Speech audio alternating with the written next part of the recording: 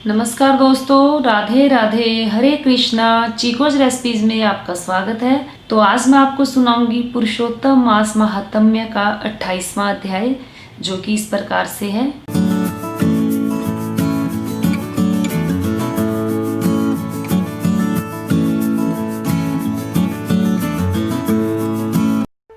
Subscribe करें chikoo recipes को और बेल आइकन को टैप करें मेरी हर वीडियो सबसे पहले देखने के लिए। श्री नारायण कहने लगे कि हे नारद, इसके पश्चात वह अत्यंत दुखों को भोग कर बंदर योनि को प्राप्त हुआ। पापों का नाश करने वाला एक सरोवर था, जो देवताओं को भी दुर्लभ मृग तीर्थ नाम से विख्यात था। इसी तीर्थ में वह ब्राह्मण फलों की चोरी के पाप से बंदर की योनि को प्राप्त हुआ। नारद जी कहने लगे, हे प्रभु, करोड़ों पापों से युक्त वह बंदर उस तीर्थ में कैसे बसता रहा? श्री नारायण बोले, चित्रकुंडल नाम वाला कोई वैश्य था, उसकी तारका नाम की स्त्री थी। इन दोनों के पुरुषोत्तम मास करते हुए पुरुषोत्तम मास चला गया। पिछला दिन आने पर स्त्री सहित चित्रकुंडल ने अत्यंत प्रसन्नता के साथ उद्यापन किया और उद्यापन कराने के निमित्त स्त्री सहित वेद वेदांग को जानने वाले ब्राह्मण को बुलाया।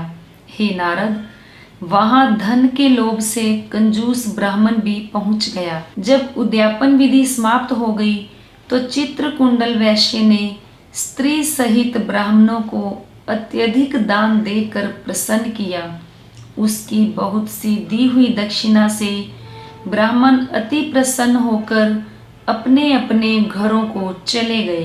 परंतु अत्यंत लोभी वह कंजूस रोता हुआ उसके आगे आकर खड़ा हो गया और विनय से नम्र होकर अति गदगद वाणी से चित्रकुंडल से बोला, हे चित्रकुंडल, वैश्यों के पति आप इस समय कृतार्थ हो, जो आपने पुरुषोत्तम का सेवन किया, ब्राह्मणों को बहुत सा धन दिया, किंतु मुझ भाग्यहीन को क्यों नहीं कुछ दिया?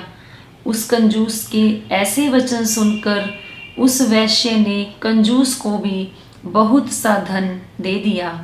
उस ब्राह्मण ने इस धन को लेकर पृथ्वी में गाड़ दिया।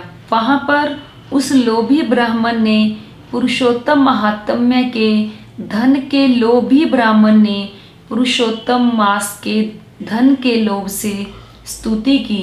पूजा को देखकर पुरुषोत्तम जी के धन के लोभ से स्तुति सुनकर प्रसन्न हो गए, जिसके फल से वह ब्राह्मण मृग तीर्थ को प्राप्त हुआ।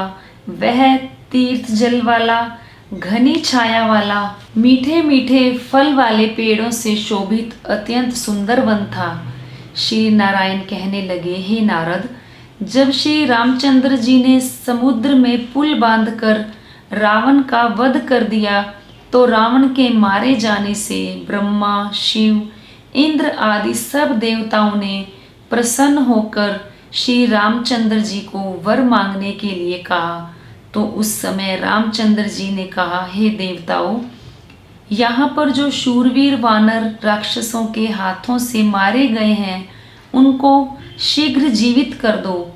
इतना सुनते ही देवताओं ने अमृत की वर्षा करके सब वानरों को जीवित कर दिया। जीवित होकर सारे वानर जय जयकार कर उठे।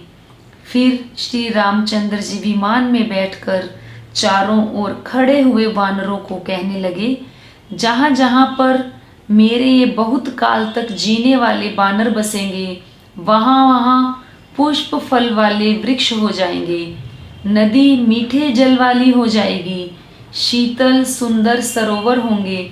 मेरी आज्ञा से तुम सब जाओ, तुमको कोई नहीं रोकेगा। हे नारद, फिर वह लोभी वानर पर्वत जैसा बढ़कर बहुत सी भूख और प्यास से युक्त होकर लोभी हो वन में विचरने लगा। जन्म से ही उसके मुख में पित्त की पीड़ा थी। उस पीड़ा से रात दिन उसके मुख से रुधिर बहता था और वह अत्यंत पीड़ा युक्त होकर कुछ भी नहीं खा सकता था। वह बानर चपलतावश श्रेष्ठ फलों को तोड़ता और मुख के निकट ले जाकर बहुत से फलों को फेंक देता था। इस प्रकार नित्य प्रति निराहार रहते हुए दैव योग से पुरुषोत्तम मास आ गया। उस मास में भी वह उसी तरह शीत वायु आदि से पीड़ित रहा। कोई समय कृष्ण पक्ष में गहन वन में विचरता हुआ वह प्यासा अमृत जैसे कुंड के जल को पीने में समर्थ नहीं हुआ, परंतु भूख से व्याकुल होकर भी चपलतावश वृक्ष के ऊपर चढ़ गया। एक वृक्ष से दूसरे वृक्ष पर जाता हुआ कुंड में गिर गया। तभी विमान वहां आया जो नाचती हुई अप्सराओं और सुंदर गाते हुए गंधर्व किन्नरों से सुशोभित था। इस प्रकार सुंदर शरीर को धारण कर वह महाभाग वानर अपने शरीर को देखकर अत्यंत आश्चर्य को प्राप्त हुआ और कहने लगा कि मुझ महापापी को यह विमान का सुख जो अत्यंत पुण्य वालों के लिए नियुक्त है कैसे मिला। मैं तो कभी कोई सुकृत किया ही नहीं जिससे मैं हरि के स्थान को प्राप्त हूँ। तो ये था 28वां अध्याय जो मैंने आपको सुनाया। उम्मीद करती हूँ ज़रूर पसंद आया होगा। तो लाइक करें, शेयर करें, चैनल को सब्सक्राइब करना बिल्कुल ना भूलें। हमेशा की तरह अपने सुझाव देते रहें। आज के लिए इतना ही, फिर मिलते हैं। धन्यवाद। हरे कृष्णा।